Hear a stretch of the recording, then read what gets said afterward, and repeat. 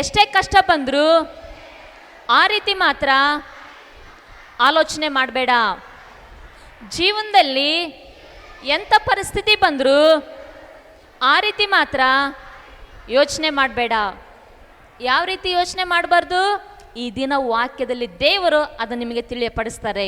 ವಿಮೋಚನಕಾಂಡ ಬರೆದ ಪುಸ್ತಕ 14ನೇ ಅಧ್ಯಾಯ 11 ಮತ್ತು 12ನೇ ವಚನ.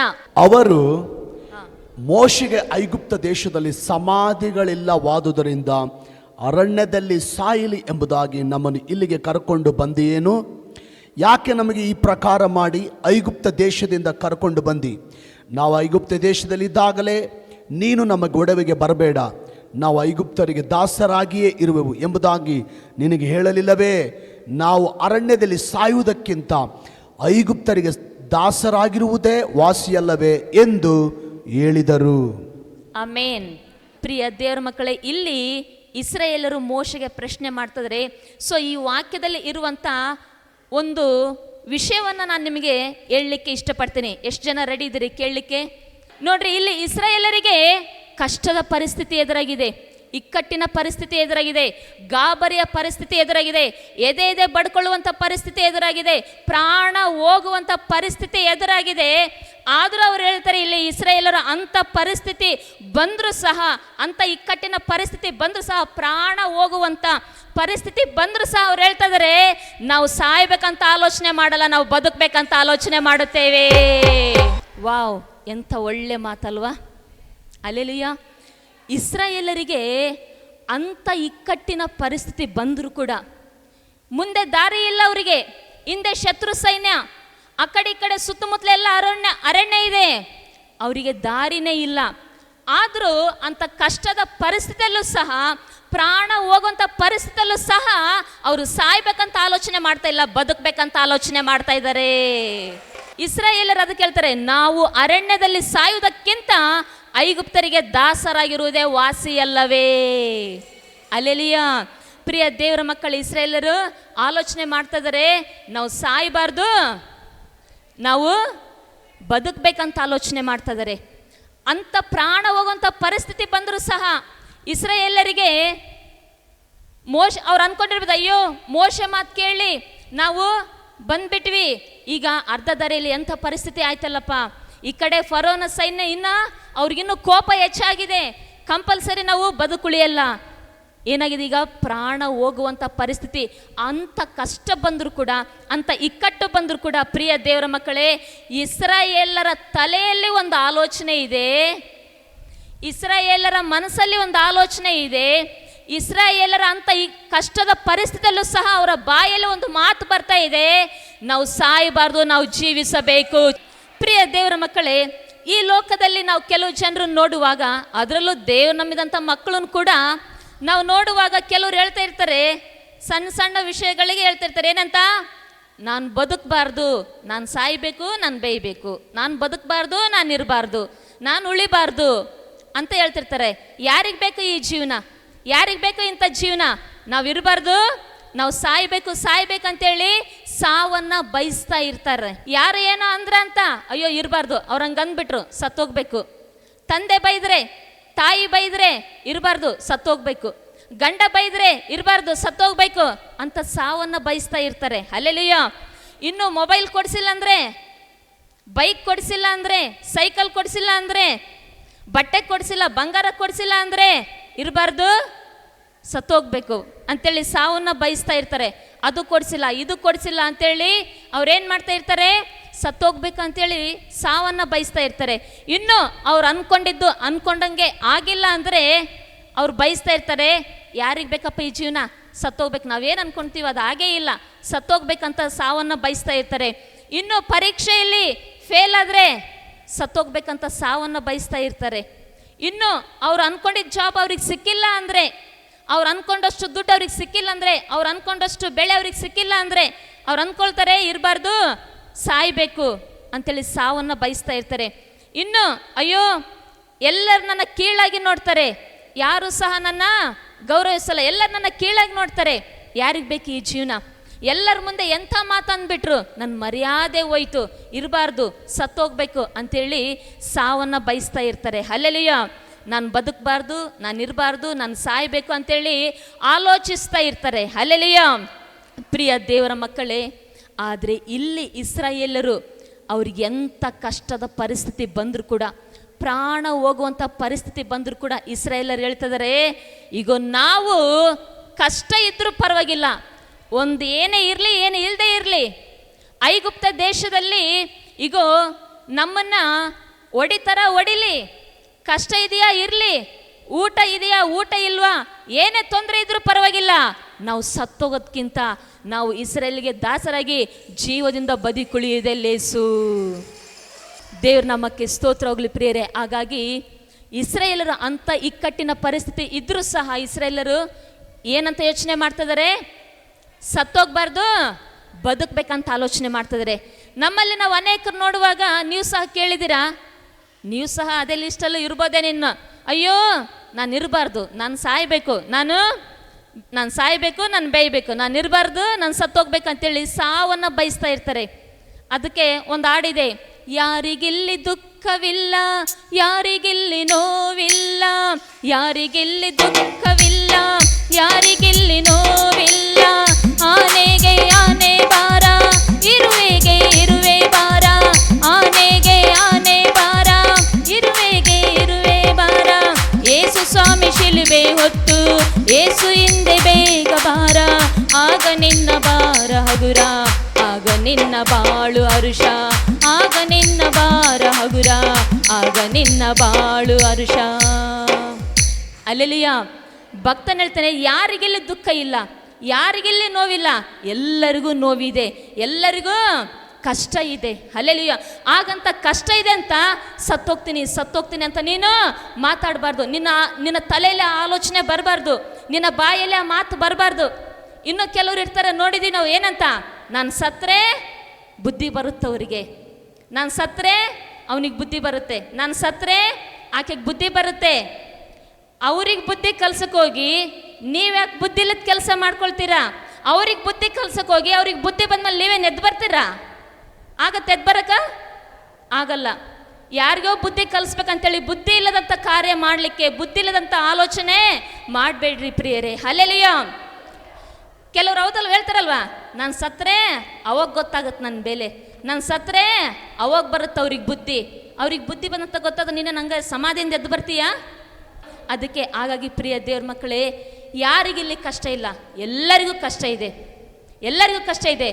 ಹೆಣ್ಮಕ್ಳಿಗೂ ಕಷ್ಟ ಇದೆ, ಗಂಡು ಮಕ್ಕಳಿಗೂ ಕಷ್ಟ ಇದೆ, ಸ್ತ್ರೀಯರಿಗೂ ಪುರುಷರಿಗೂ ಕಷ್ಟ ಇದೆ, ದೊಡ್ಡವರಿಗೂ ಕಷ್ಟ ಇದೆ, ಚಿಕ್ಕವರಿಗೂ ಕಷ್ಟ ಇದೆ, ವಯಸ್ಸಾದವರಿಗೂ ಕಷ್ಟ ಇದೆ, ಸ್ಕೂಲ್ಗೆ ಹೋಗೋರಿಗೂ ಕಷ್ಟ ಇದೆ, ಸ್ಟೂಡೆಂಟ್ಗಳಿಗೂ ಕಷ್ಟ ಇದೆ, ದುಡಿಮೆ ಮಾಡೋರಿಗೂ ಕಷ್ಟ ಇದೆ, ಬಿಸ್ನೆಸ್ಸು ವ್ಯಾಪಾರ ಮಾಡೋರಿಗೂ ಕಷ್ಟ ಇದೆ, ಹೊಲದಲ್ಲಿ ಕೆಲಸ ಮಾಡೋರಿಗೂ ಕಷ್ಟ ಇದೆ, ಗೋರ್ಮೆಂಟ್ ಕೆಲಸ ಮಾಡೋರಿಗೂ ಕಷ್ಟ ಇದೆ, ರಾಜಕೀಯದಲ್ಲಿರೋರಿಗೂ ಕಷ್ಟ ಇದೆ, ಹಳ್ಳಿಯಲ್ಲಿರೋರಿಗೂ ಕಷ್ಟ ಇದೆ, ಡಿಲ್ಲಿಯಲ್ಲಿರೋರಿಗೂ ಕಷ್ಟ ಇದೆ, ಓದಿದವರಿಗೂ ಕಷ್ಟ ಇದೆ, ಓದಲಿಲ್ಲದವ್ರಿಗೂ ಕಷ್ಟ ಇದೆ, ಎಲ್ಲರಿಗೂ ಕಷ್ಟ ಇದೆ. ಹಾಗಾಗಿ ಆ ರೀತಿಯಾಗಿ ಕಷ್ಟ ಇರುವಾಗ ಎಂಥ ಪರಿಸ್ಥಿತಿ ಬಂದರೂ ಸಹ ಸಾಯ್ಬೇಕಂತ ಆಲೋಚನೆ ಮಾಡಬಾರ್ದು, ಬದುಕಬೇಕಂತೇಳಿ ಆಲೋಚನೆ ಮಾಡಬೇಕು.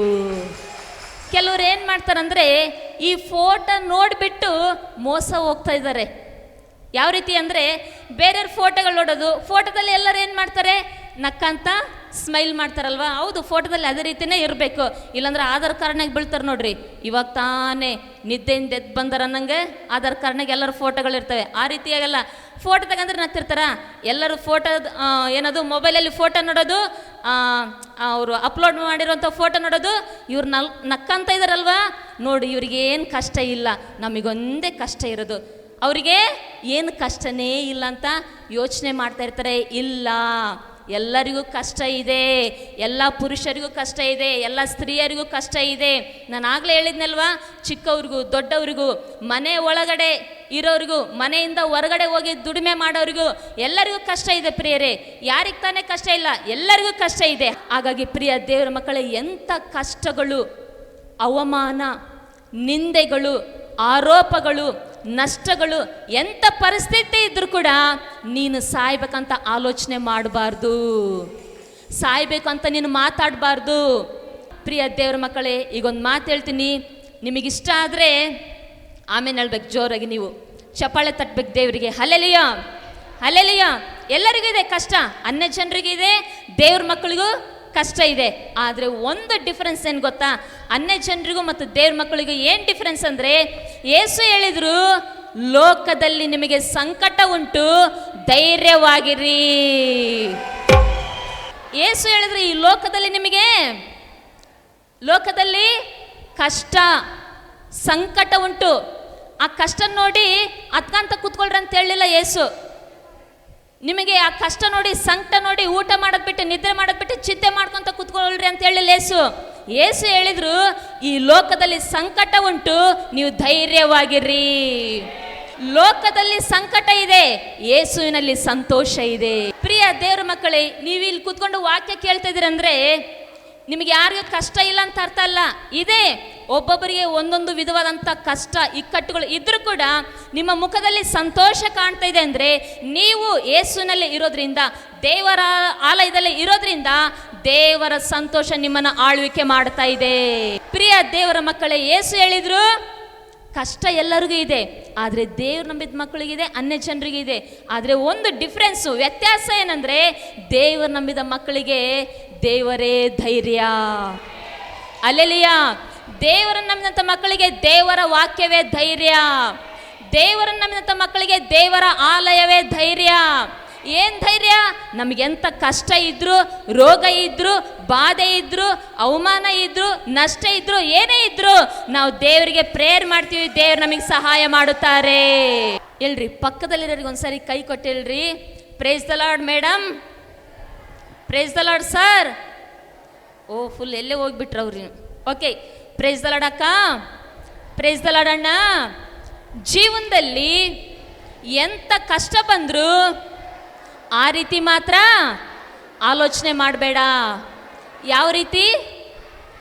ಸಾಯ್ಬೇಕನ್ನುವಂಥ ರೀತಿ. ಇಸ್ರಾಯೇಲರಿಗೆ ಎಂಥ ಕಷ್ಟದ ಪರಿಸ್ಥಿತಿ, ಎದೆ ಬಡ್ಕೊಳ್ಳುವಂಥ ಪರಿಸ್ಥಿತಿ ಬಂದರೂ ಕೂಡ ಅವ್ರು ಹೇಳ್ತಾರೆ, ನಾವು ಈ ಅರಣ್ಯದಲ್ಲಿ ಸತ್ತೋಗೋದ್ಕಿಂತ ನಾವಲ್ಲಿ ಬದುಕುಳಿಯದೆ ಮೇಲು ಐಗುಪ್ತ ದೇಶದಲ್ಲಿ. ಅಂದರೆ ನೋಡ್ರಿ, ಅವ್ರಿಗೇನಂದ್ರೆ ಎಂಥ ಪರಿಸ್ಥಿತಿ ಬಂದರೂ ಕೂಡ ಸಾಯ್ಬೇಕಂತ ಅವ್ರು ಯೋಚನೆ ಮಾಡ್ತಾ ಇಲ್ಲ, ಬದುಕಬೇಕು, ಜೀವಿಸ್ಬೇಕಂತೇಳಿ ಯೋಚನೆ ಮಾಡ್ತಾ ಇದ್ದಾರೆ. ಹಲ್ಲೆಲೂಯಾ.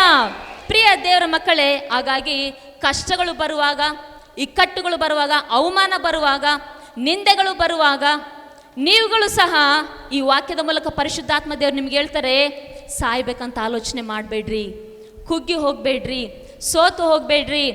ಯಾರಿಗೆ ಬೇಕಪ್ಪ ಈ ಜೀವನ? ಯಾಕೆ ಬೇಕಪ್ಪ ಇಂಥ ಜೀವನ? ಇಂಥ ಗಂಡನ ಕಾಲಲ್ಲಿ, ಇಂಥ ಹೆಂಡತಿಯ ಕಾಲಾಗ, ಇಂಥ ತಂದೆ ತಾಯಿಗಳಿಂದ, ಮಕ್ಕಳಿಂದ ಅಂತೇಳಿ ಅನೇಕ ವಿಷಯದ ಕುರಿತಾಗಿ ಯೋಚನೆ ಮಾಡಿ ಸಾಯ್ಬೇಕಂತ ಯೋಚನೆ ಮಾಡಬೇಡ್ರಿ. ಕೆಲವ್ರು ಬರೀ ಸಾಯ್ಬೇಕು ಅಂತೇಳಿ ಮರಣವನ್ನು ಹುಡುಕ್ತಾ ಇರ್ತಾರೆ. ಅಲ್ಲೆಲೆಯ ಏನು ಮಾಡ್ತಾ ಇರ್ತಾರೆ? ಹೆಂಗೆ ಮಾಡಬೇಕು? ಅಲ್ಲಿಗೋಗಿ ಸತ್ತೋಗ್ಬೇಕು, ಸತ್ತೋದ್ರೆ ಅವ್ರಿಗೆ ಬುದ್ಧಿ ಬರುತ್ತೆ. ಈಗೊಂದು ಮಾತು ಹೇಳ್ತೀನಿ, ರೆಡಿನಾ? ಇಷ್ಟ ಆದರೆ ಏನು ಮಾಡಬೇಕು? ನಿಜವಾಗ್ಲೂ ಈ ಮಾತು ನನಗೆ ಇಷ್ಟ ಆಗಿದೆ. ಆ ಮಾತು ಹೇಳ್ತೀನಿ, ನಿಮಗೆ ಇಷ್ಟ ಆದರೆ ಮೀ ತಲೆ ಕೆಕ್ಕಿತೆ, ದಿಮ್ಮ ತಿರುಗಿತೆ, ಪಾಶ್ರಮ ಇಂಥವಕ್ಕೆಲ್ಲ ನಮಗೆ BP ಬರಲ್ಲ. ಮನೆಯಲ್ಲಿ ಏನಾದರೂ ಹೇಳಿದ್ದೊಂದು ಕೆಲಸ ಮಾಡಿಲ್ಲ ಅಂದ್ರೆ ಹಂಗೆ ನೆತ್ತಿಗೇರ್ಬಿಡುತ್ತೆ. ಅಂಥವನ್ನೆಲ್ಲ ನೆತ್ತಿಗೆರ್ಸ್ಕೊಂಡ್ರೆ BP ಕೂಡ ಅದು ಏರ್ಬಿಡುತ್ತೆ, ಪ್ರಯೋಜನ. ದೇವರ ವಾಕ್ಯನ ನೀವು ನೆತ್ತಿಗೆರಿಸ್ಕೊಂಡ್ರೆ ಪರಿಶುದ್ಧಾತ್ಮನ ಬೆಂಕಿ ಇಳಿದು ಬರುತ್ತೆ. ಮರಣವನ್ನು ಹುಡುಕಬೇಡ, ಅದು ತಾನಾಗಿಯೇ ಬರುತ್ತದೆ. ಮರಣವನ್ನು ಹುಡುಕಬೇಡ, ಅದು ತಾನಾಗಿಯೇ ಬರುತ್ತದೆ. ನಿತ್ಯ ಜೀವವನ್ನು ಹುಡುಕು, ಅದು ಹುಡುಕಿದಾಗ ಮಾತ್ರ ಸಿಗುತ್ತದೆ. ಮರಣವನ್ನು ನೀನು ಅದನ್ನ ಹುಡ್ಕೊಂಡು ಹೋಗ್ಬೇಡ. ಮರಣನ ಅದು ತಾನಾಗಿಯೇ ಬರುತ್ತೆ ನಿನ್ನ ಹತ್ರ. ಆದರೆ ನಿತ್ಯ ಜೀವನ ಮಾತ್ರ ನೀನೇ ಹುಡುಕೊಂಡು ಹೋಗ್ಬೇಕು. ಆಮೇನ್. ಹೇಳ್ತಾರೆ ಈ ಲೋಕದಲ್ಲಿ, ರಾಗಿ ತಿಂದರಿಗೆ ರೋಗ ಇಲ್ಲ, ರೊಟ್ಟಿ ತಿಂದರೆ ಗಟ್ಟಿ.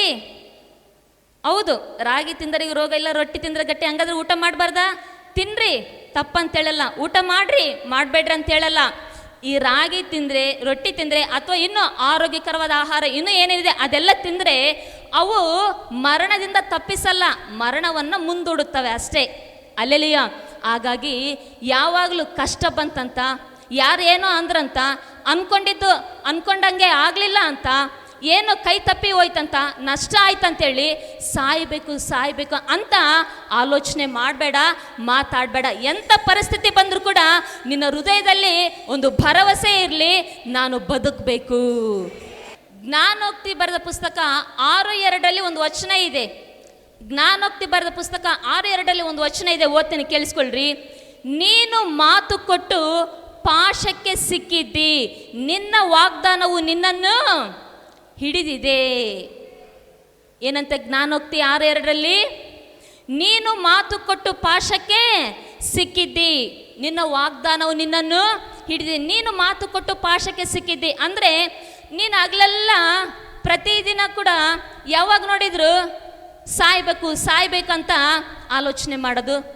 ಯಾರ ಹತ್ರ ಹೋದ್ರು ಕೂಡ ಯಾರಿಗೆ ಬೇಕು ಈ ಜೀವನ, ಯಾರಿಗೆ ಬೇಕು ಈ ಬಾಳು, ಬೇಡಪ್ಪ ಸಾಯ್ಬೇಕು ಅಂತ ನೀನು ಮಾತಾಡಿದರೆ ನೀನು ಸೈತಾನನಿಗೆ ಮಾತು ಕೊಟ್ಟಂಗಂತೆ. ವಾಕ್ಯ ಹೇಳ್ತಾ ಇದೆ, ನಮಗೆ ಅರ್ಥ ಆಗ್ತಾ ಇದೆಯಾ? ನೀನು ನಿನ್ನ ಪರಿಸ್ಥಿತಿ ನೋಡಿ ಕುಗ್ಗಿ ಹೋಗಿ ನಿರಾಶೆ ಆಗಿ ದೇವರಿಗೆ ಪ್ರಾರ್ಥನೆ ಮಾಡೋದು ಬಿಟ್ಟು, ದೇವ್ರ ಮೇಲೆ ನಂಬಿಕೆ ಇಡೋದು ಬಿಟ್ಟು ನೀನು ಬರೇ ಸಾಯ್ಬೇಕು ಅಂತೇಳಿ ಮಾತಾಡುವಾಗ ನೀನು ಮಾತು ಕೊಟ್ಟು ಪಾಶಕ್ಕೆ ಸಿಕ್ಕಿದ್ದಿ ಸೈತಾನನಂತಾನೆ. ನೀನು ಹೇಳಿದ್ದೆಲ್ಲ ಸತ್ತೋಗ್ನಂತ, ಬಾ ಮತ್ತೆ ಉರ್ಲಾಕೊಂತೀಯೋ, ವಿಷ ಕುಡಿತೀಯೋ, ಟ್ರೈನ್ ಕಂಬಿಗೆ ತಲೆ ಕೊಡ್ತೀಯೋ, ಬಾವಿಗೆ ಬೀಳ್ತೀಯೋ, ಏನು ಮಾಡ್ತೀಯೋ ಗೊತ್ತಿಲ್ಲ, ಸತ್ತೋಗ್ನಂತೇಳಿ ಅಲ್ಲ, ಬಾ ಸಾಯಿ ಅಂತೇಳಿ ಸೈತಾನ ಏನು ಮಾಡ್ತಾನೆ? ಸಾವಿಗೆ ಪ್ರೇರೇಪಿಸ್ತಾನೆ. ಅಂದರೆ ಸಾಯ್ಬೇಕಂತೇಳಿ ನೀನು ಆಲೋಚನೆ ಮಾಡುವಾಗ ಸೈತಾನನಿಗೆ ನೀನು ಇನ್ವಿಟೇಷನ್ ಕೊಟ್ಟಂಗ. ಈ ಮದುವೆ ಮಾಡಬೇಕಾದ್ರೆ ಕೊಡ್ತಾರಲ್ವ ವೆಡ್ಡಿಂಗ್ ಕಾರ್ಡ್, ಮದುವೆಗೆ ಬರ್ರಿ ಅಂತೇಳಿ. ಈ ಮನೆ ಕಟ್ಟಿದಾಗ ಮನೆ ಓಪನಿಂಗ್ ಬರ್ರಿ ಅಂತೇಳಿ ಕಾರ್ಡ್ ಕೊಡ್ತಾರಲ್ವ. ಮತ್ತು ನಾಮಕರಣ ಮಾಡಬೇಕಾದ್ರೆ ನೇಮಿಂಗ್ ಸೆರೆಮನಿ, ನೀವು ಈ ಒಂದು ಫಂಕ್ಷನಿಗೆ ಬರ್ರಿ ಅಂತೇಳಿ ಕಾರ್ಡ್ ಕೊಡ್ತಾರಲ್ವ. ಯಾಕೆ ಕೊಡ್ತಾರೆ? ಬರ್ರಿ ಅಂತ. ಅದೇ ರೀತಿಯಾಗಿ ನೀನು ಸತ್ತೋಗ್ಬೇಕಂತ ಆಲೋಚನೆ ಮಾಡಿದರೆ, ಸತ್ತೋಗ್ಬೇಕಂತೇಳಿ ಮಾತಾಡಿದರೆ ಸೈತಾನನಿಗೆ ನೀನು ಮಾತು ಕೊಟ್ಟಂಗ, ಅವನಿಗೆ ನೀನು ಇನ್ವಿಟೇಷನ್ ಕೊಟ್ಟಂಗ. ನೀನು ಅವನ ಜೊತೆಗೆ ನರಕಕ್ಕೆ ಹೋಗ್ಲಿಕ್ಕೆ ರೆಡಿ ಇದ್ದೀ, ನೀನು ಅವನ ಜೊತೆಗೆ ನರಕದಲ್ಲಿ ಬೀಳಲಿಕ್ಕೆ ರೆಡಿ ಇದೆಯಾ ಅಂತ. ಹಾಗಾಗಿ ನೋಡು, ನಿನ್ನ ವಾಗ್ದಾನವು ನಿನ್ನನ್ನು ಹಿಡಿದಿದೆ. ಪ್ರಿಯ ದೇವರ ಮಕ್ಕಳೇ, ಒಂದ್ಸರಿ ನಾನು ಆತ್ಮೀಯ ಪುಸ್ತಕದಲ್ಲಿ ಒಬ್ಬ ದೇವ ಸೇವಕರು ಬರೆದಂಥ ಒಂದು ವಿಷಯ ಓದಿದ್ದೆ, ನೆನಪಿದೆ. ಅದೇನಂತೇಳಿ ಅಂದರೆ, ಆ ಸೇವಕರು ಒಂದು ಆತ್ಮೀಯ ಪುಸ್ತಕದಲ್ಲಿ ಬರೆದಿದ್ರು. ಏನು ಅಂತೇಳಿ ಅಂದರೆ, ದೇವರನ್ನು ನಂಬಿದಂಥ ಅವ್ರು ಯಾರ್ಯಾದರೂ ಕೂಡ, ಸ್ತ್ರೀಯರಾಗಲಿ ಪುರುಷರಾಗಲಿ, ಅವರೆಷ್ಟೇ ಪ್ರಾರ್ಥನಾ ವೀರರಾಗಿದ್ದರು, ಭಕ್ತಿವಂತರಾಗಿದ್ದರು, ಕಾಣಿಕೆ ಕೊಡೋರಾಗಿದ್ದರು, ಆಲಯಕ್ಕೆ ಬರೋರಾಗಿದ್ದರು, ದೇವರಿಗಾಗಿ ಜೀವಿಸೋರಾಗಿದ್ದರು, ಯಾವುದೋ ಒಂದು ಕಾರಣದಿಂದ ಸೈತಾನನಿಗೆ ಒಳಗಾಗಿ ಸೈತಾನನ ಮಾತಿಗೆ ಕಿವಿಗೊಟ್ಟು ಅವರು ಆತ್ಮಹತ್ಯೆ ಮಾಡಿಕೊಂಡ್ರೆ ಅವರು ಪರಲೋಕಕ್ಕೆ ಹೋಗಲ್ಲ, ಅವರ ಆತ್ಮ ನರಕಕ್ಕೆ ಹೋಗುತ್ತೆ ಅಂತ. ಹಾಗಾಗಿ ಪ್ರಿಯ ದೇವರ ಮಕ್ಕಳೇ, ಯೇಸು ಸ್ವಾಮಿ ಆತನು ದೇವರಾಗಿದ್ದರೂ ಸಹ ನರಮನುಷ್ಯನಾಗಿ ಬಂದು ಈ ಲೋಕದಲ್ಲಿ ಆತನು ಜೀವಿಸಿ ಕಲ್ವಾರಿ ಶಿಲ್ಬೆ ಮೇಲೆ ಪ್ರಾಣ ಕೊಟ್ಟಿದ್ದು ಯಾಕೆ ಅಂದರೆ, ದೇವರು ನಮ್ಮ ಆತ್ಮಕ್ಕೆ ರಕ್ಷಣೆ ಕೊಡಬೇಕು ಅಂತ. ನಮ್ಮ ಆತ್ಮ ನರಕಕ್ಕೆ ಹೋಗದೆ ನಿತ್ಯ ಜೀವಕ್ಕೆ ಸೇರಬೇಕು ಅಂತ, ಪಾತಾಳಕ್ಕೆ ಹೋಗದೆ ಪರಲೋಕ ರಾಜ್ಯಕ್ಕೆ ಸೇರಬೇಕು ಅಂತ ದೇವರೇನು ಮಾಡಿದ್ರು?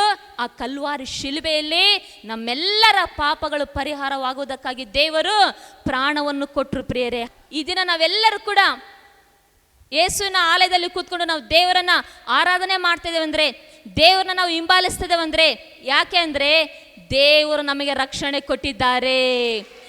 ಆತನು ಮಾತ್ರ ನಮಗೆ ಮುಕ್ತಿ ಕೊಡುವ ದೇವರು, ಆತನು ಮಾತ್ರ ನಮಗೆ ರಕ್ಷಣೆ ಕೊಡುವ ದೇವರು.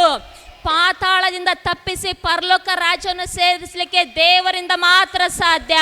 ಪ್ರಿಯ ದೇವರ ಮಕ್ಕಳೇ, ಈ ದಿನ ಸಹ ನಿಮ್ಮ ಜೀವಿತದಲ್ಲಿ ಈ ವಾಕ್ಯವನ್ನು ಕೇಳುವಂಥ, ನಿಮ್ಮ ಜೀವಿತದಲ್ಲಿ ಅಥವಾ ಯೂಟ್ಯೂಬಲ್ಲಿ ವಾಕ್ಯವನ್ನು ವೀಕ್ಷಿಸುವಂಥ ನಿಮ್ಮ ಜೀವಿತದಲ್ಲಿ ಸಹ ಅನೇಕ ಕಷ್ಟ ಇರ್ಬೋದು, ಕಣ್ಣೀರು ಇರ್ಬೋದು, ಕಣ್ಣೀರಿನ ಪರಿಸ್ಥಿತಿ ಇರ್ಬೋದು, ಅವಮಾನದ ಪರಿಸ್ಥಿತಿ ಇರ್ಬೋದು, ದುಃಖದ ಪರಿಸ್ಥಿತಿ ಇರ್ಬೋದು, ಬಿಸ್ನೆಸ್ ಇಲ್ಲದೆ, ವ್ಯಾಪಾರ ಇಲ್ಲದೆ, ದುಡಿಮೆ ಇಲ್ಲದೆ, ಕೆಲಸ ಇಲ್ಲದೆ ಬರಿಗೈಯಾಗಿ ಜೀವಿಸ್ತಾ ಇರ್ಬೋದು. ತುಂಬ ಅವಮಾನದ ಪರಿಸ್ಥಿತಿಯಲ್ಲಿ ನಿಮ್ಮ ಜೀವಿತ ಹಾದು ಹೋಗ್ತಾ ಇರ್ಬೋದು. ನಿಮ್ಮವರೇ ನಿಮ್ಮಿಂದ ದೂರ ಆಗಿರ್ಬೋದು, ನಿಮ್ಮವರೇ ನಿಮ್ಮನ್ನು ದೂಷಿಸ್ತಾ ಇರ್ಬೋದು. ಅಂಥ ಒಂದು ಕಣ್ಣೀರಿನ ಜೀವಿತ ನೀವು ದಾಟಿ ಹೋಗ್ತಾ ಇರ್ಬೋದು. ಬಾಧೆಯಲ್ಲಿರ್ಬೋದು ನಿಮ್ಮ ಜೀವಿತ, ಬಂಧನದಲ್ಲಿರ್ಬೋದು, ಚಿಂತೆಯಲ್ಲಿರ್ಬೋದು ನಿಮ್ಮ ಜೀವಿತ, ಕಷ್ಟದಲ್ಲಿ ಹಾದು ಹೋಗ್ತಾ ಇರ್ಬೋದು. ನೀವು ಸಾಲದ ಸಮಸ್ಯೆಯಲ್ಲಿ ನಿಮ್ಮ ಜೀವಿತ ಇರ್ಬೋದು, ಹಣದ ಸಮಸ್ಯೆಯಲ್ಲಿ ತುಂಬ ಇಕ್ಕಟ್ಟಿನಲ್ಲಿ ನೀವು ತೊಳಲಿ ಬಳಲಿ ಹೋಗ್ತಾ ಇರ್ಬೋದು. ಅಲ್ಲೆಲಿಯ ಒಂದ್ರ ಮೇಲೊಂದು ಶೋಧನೆ ಒಂದ್ರ ಮೇಲೆ ಒಂದು ಕಷ್ಟಗಳು, ಒಂದ್ರ ಮೇಲೆ ಒಂದು ಹೋರಾಟಗಳು, ಆ ಒಂದು ಪರಿಸ್ಥಿತಿಯನ್ನು ನೀವು ಎದುರಿಸುತ್ತಾ ನೀವು ಜೀವಿಸ್ತಾ ಇರ್ಬೋದು. ಇನ್ನು ಏನು ತಪ್ಪು ಮಾಡಿಲ್ಲ ಅಂದರೂ ಸಹ ನಿಮ್ಮ ಮೇಲೆ ನಿಂದೆ ಹೊರಿಸ್ತಾ ಇದ್ದಾರ, ಏನು ನೀವು ತಪ್ಪು ಮಾಡಿಲ್ಲ ಅಂದರೂ ಸಹ ನಿಮ್ಮ ಮೇಲೆ ಅಪರಾಧ ಹೊರಿಸ್ತಾ ಅಂಥ ಒಂದು ಜೀವಿತದಲ್ಲಿ ನೀವು ಅವಮಾನದಲ್ಲಿ ನೀವು ಜೀವಿಸ್ತಾ ಇರ್ಬೋದು. ಇನ್ನು ನಿಮ್ಮ ಬಗ್ಗೆ ಜನ ಕೆಟ್ಟದಾಗಿ ಮಾತಾಡ್ತಾ ಇದ್ದಾರೇನೋ, ನಿನಗೆ ಬುದ್ಧಿ ಇಲ್ಲ, ನಿನ್ನ ಕೈಲಾಗ್ದಳು, ನಿನ್ನಿಂದ ಏನಾಗುತ್ತೆ ಮಾಡಲಿಕ್ಕೆ, ಏನು ಮಾಡಲಿಕ್ಕಾಗಲ್ಲ, ನಿನಗೆ ಜ್ಞಾನ ಇಲ್ಲ, ನಿನ್ನ ಜೀವನದಲ್ಲಿ ಮೇಲೆ ಬರಲ್ಲ, ನಿನ್ನ ಜೀವನದಲ್ಲಿ ಮುಂದೆ ಬರಲ್ಲ, ಇಷ್ಟೇ ನಿನ್ನ ಜೀವನ ಅಂಥೇಳಿ ನಿನ್ನ ಕೀಳಾಗಿ ಮಾತಾಡಿ ಕುಗ್ಗಿಸ್ತಾ ಇರ್ಬೋದು. ಇಂಥ ಒಂದು ಪರಿಸ್ಥಿತಿಯಲ್ಲಿ ನೀನು ಜೀವಿತದಲ್ಲಿ ನೀನು ಹಾದು ಹೋಗ್ತಾ ಇರ್ಬೋದು. ಇನ್ನು ನಿಮ್ಮ ಮನೆಯಲ್ಲಿರುವವರೇ, ನಿಮ್ಮ ತಂದೆ ತಾಯಿಗಳೇ ಅಥವಾ ನಿಮ್ಮ ಮಕ್ಕಳೇ, ನಿಮ್ಮ ಗಂಡನೇ ಅಥವಾ ನಿಮ್ಮ ಹೆಂಡತಿಯೇ ನಿಮ್ಮ ಬಗ್ಗೆ ಕೇವಲವಾಗಿ ಮಾತಾಡ್ತಾ ಇರ್ಬೋದು. ಅದರಿಂದ ನಿಮ್ಮ ಮನಸ್ಸಿಗೆ ನೋವಾಗಿ ದುಃಖ ಆಗಿ ನೀವು ಜೀವಿಸ್ತಾ ಇರ್ಬೋದು. ಅಥವಾ ಇನ್ನು ನಿಮ್ಮ ಗಂಡನು ಅಥವಾ ನಿಮ್ಮ ತಂದೆ ಕುಟುಂಬದ ಬಗ್ಗೆ ಜವಾಬ್ದಾರಿ ತೆಗೆದುಕೊಳ್ಳದೆ ಯಾವಾಗ ನೋಡಿದ್ರೂ ಕುಡಿತದಲ್ಲಿ ಜೀವಿಸುತ್ತಾ, ಕುಟುಂಬದ ಬಗ್ಗೆ ಮಕ್ಕಳ ಬಗ್ಗೆ ಜವಾಬ್ದಾರಿ ತೆಗೆದುಕೊಳ್ಳದೆ ಯಾವಾಗಲೂ ಕುಡಿಯೋದು, ಕುಟುಂಬವನ್ನು ನೋಡ್ತಾ ಇಲ್ಲ, ಪರಸ್ತ್ರೀ ಜೊತೆ ಅಕ್ರಮ ಸಂಬಂಧದಲ್ಲಿ ಜೀವಿಸುತ್ತಾ ಆ ಅಂಥ ಒಂದು ಪರಿಸ್ಥಿತಿಯಲ್ಲಿ ನಿನ್ನ ಕುಟುಂಬ ಇರುವಾಗ ಅದರಿಂದ ನಿನ್ನ ಜೀವಿತ ಕಣ್ಣೀರಿನಲ್ಲಿ ಕೈ ತೊಳೆಯುವಂಥ ಪರಿಸ್ಥಿತಿ ಆಗಿರ್ಬೋದು. ಎಂಥ ಒಂದು ಇಕ್ಕಟ್ಟಿನ ಪರಿಸ್ಥಿತಿಯಲ್ಲಿ, ಕಷ್ಟದಲ್ಲಿ ನೀನು ಹಾದು ಹೋಗ್ತಾ ಇರ್ಬೋದು. ಏನೋ ಒಂದು ಮಾಡ್ಬೇಕಂತೇಳಿ ಪ್ರಯತ್ನ ಮಾಡ್ತಾ ಇದೀಯಾ, ಕೈಗೂಡ್ತಾ ಇಲ್ಲ, ಅಯ್ಯೋ ಯಾರಿಗೆ ಬೇಕಪ್ಪ ಈ ಜೀವನ ಅಂತೇಳಿ ಅಂಥ ಒಂದು ಕಷ್ಟದ ಪರಿಸ್ಥಿತಿಯಲ್ಲಿ ನೀನು ಮುಂದೆ ಸಾಗ್ತಾ ಇರ್ಬೋದು. ಹಣದ ವಿಷಯದಲ್ಲೇ ಆಗಲಿ ನೀನು ಮೋಸ ಹೋಗಿರ್ಬೋದು, ಯಾವುದೋ ಹುಡುಗಿನ ಪ್ರೀತಿ ಮಾಡಿ ಪ್ರೀತಿ ವಿಷಯದಲ್ಲಿ ನೀನು ಮೋಸ ಹೋಗಿರ್ಬೋದು, ಅಥವಾ ಜಾಗದ ವಿಷಯದಲ್ಲಿ, ಸೈಟ್ ವಿಷಯದಲ್ಲಿ ನೀನು ಮೋಸ ಹೋಗಿರ್ಬೋದು, ಕೋರ್ಟ್ ವಿಷಯದಲ್ಲಿ ನಿನಗೆ ಮೋಸ ಹೋಗಿರ್ಬೋದು. ಇಂಥ ಪರಿಸ್ಥಿತಿಯಲ್ಲೂ ಸಹ ನೀನು ಜೀವಿಸ್ತಾ ಇರ್ಬೋದು. ಆದರೂ ಕೂಡ ಈ ವಾಕ್ಯದ ಮೂಲಕ ಪರಿಶುದ್ಧಾತ್ಮ ದೇವರು ನಿನಗೆ ಹೇಳ್ತಾರೆ, ಸಾಯ್ಬೇಕಂತ ಆಲೋಚನೆ ಮಾಡಬೇಡ್ರಿ, ಸಾಯ್ಬೇಕಂತ ಆಲೋಚನೆ ಮಾಡಬೇಡ್ರಿ, ಬದುಕಬೇಕಂತ ಆಲೋಚನೆ ಮಾಡ್ರಿ, ದೇವರು ಬದುಕಿಸುತ್ತಾರೆ. ಪ್ರಿಯ ದೇವರ ಮಕ್ಕಳೇ, ಈ ವಾಕ್ಯವನ್ನು ಕೇಳುವಂಥ ಒಬ್ಬೊಬ್ಬರ ಜೀವಿತದಲ್ಲಿ ಒಂದೊಂದು ವಿಧವಾದಂಥ ಕಷ್ಟಗಳು, ಅವಮಾನ, ಹಿಂಸೆ, ಎಲ್ಲರಿಗೂ ಹೇಳ್ಕೊಳ್ಳುವಂಥ ಕಷ್ಟಗಳು ನಿಮಗಿರ್ಬೋದು, ಅಥವಾ ಯಾರಿಗೂ ಹೇಳ್ಕೊಳ್ಳೋಕ್ಕಾಗದಿರುವಂಥ ಕಷ್ಟದಲ್ಲೂ ಸಹ ನೀನು ಜೀವಿಸ್ತಾ ಇರ್ಬೋದು. ಅಥವಾ ನಿನ್ನ ಹೆಂಡತಿಯ ವರ್ತನೆಯಿಂದ, ನಿನ್ನ ಗಂಡನ ವರ್ತನೆಯಿಂದ, ನಿಮ್ಮ ತಂದೆ ತಾಯಿಗಳ ವರ್ತನೆಯಿಂದ, ನಿಮ್ಮ ಮಕ್ಕಳ ವರ್ತನೆಯಿಂದ ನಿಮಗೆ ಅವಮಾನ ಆಗ್ತಾ ಇರ್ಬೋದು. ಅದರಿಂದ ನಿಮಗೆ ದುಃಖ ಆಗ್ತಾ ಇರ್ಬೋದು. ಅಯ್ಯೋ, ಅವ್ರು ಮಾಡುವಂಥ ಕೆಲಸದಿಂದ ನನ್ನ ಮರ್ಯಾದೆ ಹೋಗ್ತಾ ಇದೆ, ಇನ್ಯಾಕೆ ಬದುಕಿರಬೇಕು, ತಲೆ ಎತ್ತಿ ನಾನು ಸಮಾಜದಲ್ಲಿ ಓಡಾಡ್ಲಿಕ್ಕೆ ಆಗ್ತಾ ಇಲ್ಲ, ಅಂಥ ಪರಿಸ್ಥಿತಿಯಲ್ಲಿ ನೀನು ಜೀವಿಸ್ತಾ ಇರ್ಬೋದು. ಪ್ರಿಯ ದೇವರ ಮಕ್ಕಳೇ, ದೇವ್ರು ಹೇಳ್ತಾರೆ, ಎಂಥ ಪರಿಸ್ಥಿತಿ ಬಂದರೂ ಸಹ ಸಾಯ್ಬೇಕಂತ ಆಲೋಚನೆ ಮಾಡಬೇಡ, ಬದುಕಬೇಕಂತ ಆಲೋಚನೆ ಮಾಡು. ಪರಿಶುದ್ಧಾತ್ಮ ದೇವರು ನಿನ್ನನ್ನು ಬದುಕಿಸುವವರಾಗಿದ್ದಾರೆ. ಯಾಕೆಂದರೆ ಕೆಲವರು ಕಷ್ಟಗಳು ಬರುವಾಗ, ಅನಾರೋಗ್ಯ ಬರುವಾಗ, ಅವಮಾನ ಬರುವಾಗ, ನಿಂದೆಗಳು ಬರುವಾಗ ಅವ್ರು ಅನ್ಕೊಂಡಂಗೆ ಆಗಲಿಲ್ಲ ಅಂದರೆ, ತುಂಬ ಒಂದು ಸಾಲದ ಸಮಸ್ಯೆ ಇರುವಾಗ ಯೋಚನೆ ಮಾಡ್ತಾರೆ ಸತ್ತೋಗ್ಬೇಕು ಅಂತ. ಯೂಟ್ಯೂಬಿಂದ ವಾಕ್ಯವನ್ನು ನೋಡಿ ಯೂಟ್ಯೂಬಿಂದ ಸಹ ಅನೇಕ ದೇವ ಮಕ್ಕಳು ಫೋನ್ ಮಾಡ್ತಿರ್ತಾರೆ. ಅದರಲ್ಲಿ ಕೆಲವರು ಅಲ್ಲೋ ಒಂದು ತಕ್ಷಣ ಅಳ್ತಾ ಇರ್ತಾರೆ. ಯಾಕೆ, ಏನಾಯ್ತು ಅಂದರೆ, ನಿಜವಾಗ್ಲೂ ನಮಗೆ ಬದುಕಲಿಕ್ಕೆ ಆಸೆನೇ ಇಲ್ಲ, ಸತ್ತೋಗ್ಬೇಕಂತ ಅಂದ್ಕೊಂಡ್ಬಿಟ್ಟಿದ್ದೀವಿ. ಆದರೆ ವಾಕ್ಯ ನೋಡಿ ಸ್ವಲ್ಪ ಧೈರ್ಯ ಬಂದಂಗಾತ, ಅದಕ್ಕೆ ಪ್ರೇಯರ್ ಮಾಡಿಸ್ಕೊಳ್ಳೋಣ ಅಂತ ಫೋನ್ ಮಾಡಿದ್ದೀವಿ. ಮತ್ತು ಅವ್ರಿಗೆ ಧೈರ್ಯ ಹೇಳಿ, ಅವ್ರಿಗೆ ಒಂದೆರಡು ವಚನಗಳು ಹೇಳಿ, ಅವರಿಗಾಗಿ ಪ್ರೇಯರ್ ಮಾಡಿ ನಾವು ಫೋನ್ ಇಡ್ತೇವೆ. ಅಲ್ಲೆಲೂಯಾ. ಇನ್ನೊಂದು ವಿಷಯ ತಿಳ್ಕೊಳ್ರಿ, ನೀವು ಈ ದಿನ ಎಂಥ ಇಕ್ಕಟ್ಟಿನ ಪರಿಸ್ಥಿತಿ ಹಾದು ಹೋಗ್ತಾ ಇರ್ಬೋದು, ಹಾದು ಹೋಗ್ತಾ ಇದ್ರೂ ದೇವ್ರು ಹೇಳ್ತಾರೆ, ಅದಕ್ಕೆ ಸಾವು ಪರಿಹಾರ ಅಲ್ಲ. ಸಾವು ಪರಿಹಾರ ಅಲ್ಲ, ಸಾವು ಪರಿಹಾರ ಅಲ್ಲವೇ ಅಲ್ಲ. ಅದ್ರ ಬದಲು ನೀನು ದೇವರಿಗೆ ಪ್ರೇಯರ್ ಮಾಡಬೇಕು. ದೇವರೇ, ನನ್ನನ್ನು ಬದುಕಿಸಪ್ಪ, ಈ ಪರಿಸ್ಥಿತಿಯಿಂದ ನನ್ನನ್ನು ಹೊರಗಡೆ ತಂದು ನೀನು ನನ್ನನ್ನು ಬದುಕಿಸಂತೇಳಿ ನೀನು ಪ್ರಾರ್ಥನೆ ಮಾಡುವುದಾದರೆ, ಇಸ್ರಾಯೇಲರನ್ನು ಬದುಕಿಸಿದ ದೇವರು ನಿಮ್ಮನ್ನು ಕೂಡ ಬದುಕಿಸುವವರಾಗಿದ್ದಾರೆ. ಈಗ ಇನ್ನೊಂದು ಮಾತು ನಾನು ಓದ್ತೀನಿ, ಆ ವಚನ ಓದ್ತೀನಿ ನಾನು. ಯಾವುದು? ಕೀರ್ತನೆ 118:17 ನಾನು ಓದ್ತೀನಿ.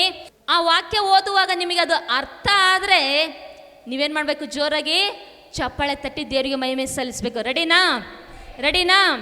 ಓಕೆ, ಕೀರ್ತನೆ 118:17 ಈ ರೀತಿಯಾಗಿ ವಚನ ಇದೆ. ಕೀರ್ತನೆಗಾರನು ಈ ರೀತಿಯಾಗಿ ಹೇಳ್ತಾನೆ, ನಾನು ಸಾಯುವುದಿಲ್ಲ, ಹಾ ಜೀವದಿಂದಿದ್ದು ಹಾ. ಯಾಹುವಿನ ಕ್ರಿಯೆಗಳನ್ನು ಸಾರುವೆನು. ಇಲ್ಲೇನ್ ಹೇಳ್ತಾನೆ ಕೀರ್ತನೆಗಾರನು? ಕಷ್ಟ ಬಂತಂತ, ಯಾರೇನೋ ಅಂದ್ರಂತ, ಹಣ ಇಲ್ಲಂತ, ಮೋಸ ಆಯ್ತು ಅಂತ, ನಾನು ಅನ್ಕೊಂಡಂಗೆ ಆಗ್ಲಿಲ್ಲ ಅಂತ, ನಾನು ಸಾಯುವುದಿಲ್ಲ, ಜೀವದಿಂದನೇ ನಾನು ಇರ್ತೇನೆ, ಜೀವದಿಂದ ಇದ್ದು ದೇವರ ಕ್ರಿಯೆಗಳನ್ನು ಸಾರುತ್ತೇನೆ. ಪಕ್ಕದಲ್ಲಿದ್ದವರಿಗೆ ಕೈ ಕೈ ಅಂದ್ರೆ ಈ ತರ ಶೇಕ್ ಹ್ಯಾಂಡ್ ಮಾಡಿ ಹೇಳ್ರಿ, ಅವ್ರಿಗೆ ಧೈರ್ಯ ಬರೋ ರೀತಿಯಲ್ಲಿ ಹೇಳ್ರಿ, ಶೇಕ್ ಹ್ಯಾಂಡ್ ಮಾಡಿ ಹೇಳ್ರಿ, ಹಲ್ಲೆಲೂಯಾ. ನಾನು ಸಾಯುವುದಿಲ್ಲ, ಜೀವದಿಂದ ಇದ್ದು ದೇವರ ಕ್ರಿಯೆಗಳನ್ನು ಸಾರುತ್ತೇನೆ. ಎಂಥ ಪರಿಸ್ಥಿತಿ ಬಂದರೂ ಸಾಯ್ಬೇಕಂತ ಆಲೋಚನೆ ಮಾಡಲ್ಲ, ಸಾಯ್ಬೇಕಂತ ಮಾತಾಡಲ್ಲ. ಯಾಕೆಂದ್ರೆ ಟಿಕೆಟು ಆಗಲೇ ರಿಸರ್ವೇಷನ್ ಆಗೈತೆ, ನಾನು ಅದಕ್ಕಾಗಿ ಮರಣವನ್ನು ಹುಡುಕೊಂಡು ಹೋಗಲ್ಲ, ನಿತ್ಯ ಜೀವವನ್ನು ಹುಡುಕುತ್ತೇನೆ. ನೀವುಗಳು ಸಹ ಈ ದಿನ ದೇವ್ರ ವಾಕ್ಯದ ಮೂಲಕ ನಿಮ್ಗೆ ಏನು ಹೇಳ್ತಾರೆ ಅಂದರೆ, ಇಸ್ರಾಯೇಲರಿಗೆ ಹೌದಲ್ವಾ, ಮುಂದೆ ಹೋದ್ರೆ ಬಾವಿ, ಹಿಂದೆ ಹೋದ್ರೆ ಕೆರೆ ಅಂತಾರಲ್ವಾ, ಆ ರೀತಿಯಾಗಿ ಸುತ್ತಲ ಅರಣ್ಯ ಇದೆ, ಮುಂದೆ ಕೆಂಪು ಸಮುದ್ರ ಇದೆ, ಹಿಂದೆ ಶತ್ರುಗಳ ಸೈನ್ಯ ಬರ್ತಾ ಇದ್ದಾರೆ, ನೀವು ನಮ್ಮ ಕೈ ಸಿಕ್ಕರೆ ನಿಮ್ಮ ಸುಮ್ಮನೆ ಬಿಡಲ್ಲ, ಕೊಂದಾಗ್ತೀವಿ ಅನ್ನೋಂಥ ರೀತಿಯಲ್ಲಿ ರೋಷದಿಂದ ಅಲ್ಲಲ್ಲ ಕಡಿತಾ ಕಣ್ಣುಗಳೆಲ್ಲ ಈ ರೀತಿ ಮಾಡಿಕೊಂಡು ಅವ್ರು ಬರೋದನ್ನ ನೋಡಿ ಇವ್ರಿಗೆ ಗೊತ್ತಾಯ್ತು ನಾವು ಉಳಿಲಿಕ್ಕೆ ಆಪ್ಷನ್ನೇ ಇಲ್ಲ. ಈಗ ಅವ್ರು ಏನು ಮಾಡ್ತಾರೆ, ಬಂದು ಕೊಂದು ಹಾಕ್ತಾರೆ. ಅಂಥ ಪರಿಸ್ಥಿತಿಯಲ್ಲೂ ಕೂಡ ಅವ್ರು ಆಲೋಚನೆ ಮಾಡ್ತಾರೆ, ನಾವು ಸಾಯ್ಬಾರ್ದಪ್ಪ, ನಾವು ಬದುಕಬೇಕಂತ. ಅದೇ ರೀತಿಯಾಗಿ ನೀವುಗಳು ಸಹ ದೇವ್ರು ಹೇಳ್ತಾರೆ, ಈ ದಿನ ನಿಮ್ಮ ಹೃದಯದಲ್ಲಿ ಎಂಥ ಪರಿಸ್ಥಿತಿ ಇದ್ದರೂ, ನಿಮ್ಮ ಮನೆಯಲ್ಲಿ ಎಂಥ ಪರಿಸ್ಥಿತಿ ಇದ್ದರೂ, ಕಷ್ಟದ ಪರಿಸ್ಥಿತಿ ಇದ್ದರೂ, ನಿಮ್ಮ ಕೆಲಸ ಕಾರ್ಯಗಳಲ್ಲಿ ಎಂಥ ಪರಿಸ್ಥಿತಿ ಇದ್ದರೂ, ನಿಮ್ಮ ದುಡಿಮೆಯಲ್ಲಿ, ವ್ಯಾಪಾರದಲ್ಲಿ, ಹೊಲದಲ್ಲಿ ಎಂಥ ಪರಿಸ್ಥಿತಿ ಇದ್ದರೂ ಕೂಡ ಸಾಯ್ಬೇಕಂತ ಆಲೋಚನೆ ಮಾಡಬೇಡ್ರಿ, ಬದುಕಬೇಕಂತೇಳಿ ಆಲೋಚನೆ ಮಾಡ್ರಿ. ಪ್ರಿಯ ದೇವರ ಮಕ್ಕಳೇ, ಅಂಥ ಪರಿಸ್ಥಿತಿಯಲ್ಲೂ ಸಹ ಇಸ್ರಾಯೇಲರು ನಾವು ಉಳಿಬೇಕು ಅಂತ ಯೋಚನೆ ಮಾಡಿದ್ರು, ಸಾಯ್ಬೇಕಂತ ಯೋಚನೆ ಮಾಡಲಿಲ್ಲ. ನಾವು ಬದುಕಬೇಕಂತ ಯೋಚನೆ ಮಾಡಿದ್ರು, ನಾವು ಸಾಯ್ಬೇಕಂತ ಯೋಚನೆ ಮಾಡಲಿಲ್ಲ. ನಾವು ಜೀವದಿಂದ ಇರಬೇಕಂತ ಯೋಚನೆ ಮಾಡಿದ್ರು, ಸಾಯ್ಬೇಕಂತ ಯೋಚನೆ ಮಾಡಲಿಲ್ಲ. ಹಲ್ಲೆಲೂಯಾ. ಇಸ್ರಾಯೇಲರು ಅಂಥ ಪರಿಸ್ಥಿತಿಯಲ್ಲೂ ಸಹ, ಪ್ರಾಣ ಹೋಗುವಂಥ ಪರಿಸ್ಥಿತಿಯಲ್ಲೂ ಸಹ ಅವರ ಹೃದಯದಲ್ಲಿ ಬದುಕಬೇಕು ಅಂತ ಆಸೆ ಇದ್ದುದರಿಂದ ದೇವರು ಅವರನ್ನು ಆ ಕಷ್ಟದಿಂದ, ಪ್ರಾಣಾಪಾಯದಿಂದ ತಪ್ಪಿಸಿ ದೇವರವರನ್ನು ಬದುಕಿಸಿದ್ದಾರೆ. ಒಂದ್ ವೇಳೆ ಅವರು ಅಯ್ಯೋ ಹೋದ್ರಾಗ್ಲಿ ಬಿಡಪ್ಪ, ಹಣೆ ಬರ್ದಾಗಿದ್ದಾಗುತ್ತೆ, ಸಾಯ್ಬೇಕಂದ್ರೆ ಸಾಯ್ತೀವಿ, ಉಳಿಬೇಕಂದ್ರೆ ಉಳಿತೀವಿ, ಹೆಂಗಾಗತ್ತೆ ಹಂಗಾಗ್ಲಿ ಅಂತೇಳಿ ಅನ್ಕೊಳ್ಳಿಲ್ಲ ಅವರು.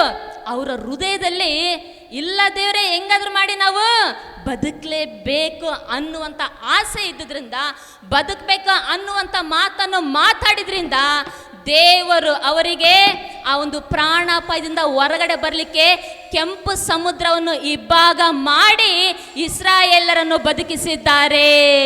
ಹೌದಲ್ವಾ?